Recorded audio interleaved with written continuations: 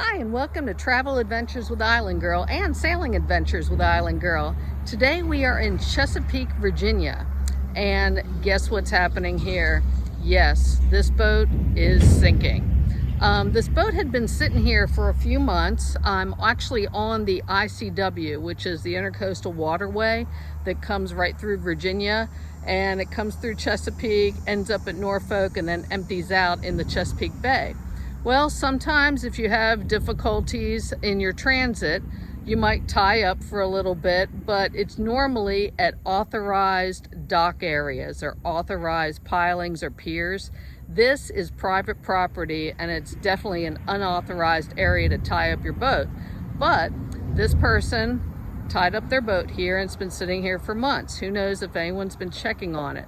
But just in case you tie your boat up, nobody's checking on it, and it ends up like this, there are certain authorities that come into play. So for one, when the boat starts sinking, plus there was a tropical storm that went through here, Ophelia, last week, and that could have caused excess rain to build up in the bilge. Bilge pumps aren't working, battery went down, a through hole could have gone, but it's actually sitting on the bottom right now. So the proper authorities that were called are the U.S. Coast Guard and local authorities, and then some EPA people. So right now, they're gonna boom this, which are floating booms. So in case any of the gasoline, fuel, oil are leaking out, they'll keep it right in this area. Also, salvage companies are alerted. So the Coast Guard will contact salvage companies to come and take care of any of the hazardous chemicals or liquids on board. There's something called the oil, it's pretty much a cleanup federal fund. It's like a trust fund that the federal government has through the U.S. Coast Guard to clean up items like this.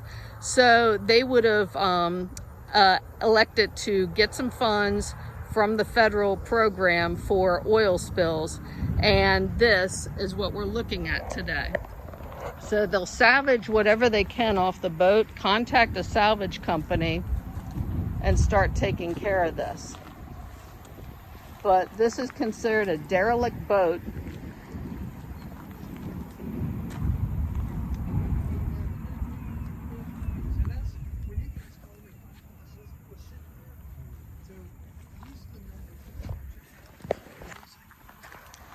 And this is definitely going to be a salvage operation because there's so much water in this boat right now.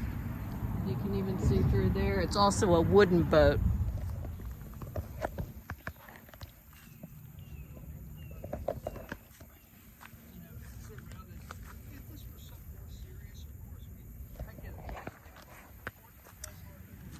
So again, the good thing that you can do to alleviate anything happening like this to your boat is have good insurance. Have insurance, there's like a rider for pollution. So in case this happens to your boat and it leaks a lot of chemicals or other things into the waterway, you'll be covered. Right now, they're still trying to find out who owns the boat, what's going on, name of the vessel. It's not registered. It doesn't have any numbers or markings on the front. But anyhow, this has been Sailing Adventures with Island Girl and Travel Adventures with Island Girl. Finding out what you do if your boat is sinking. What are the proper channels to go through?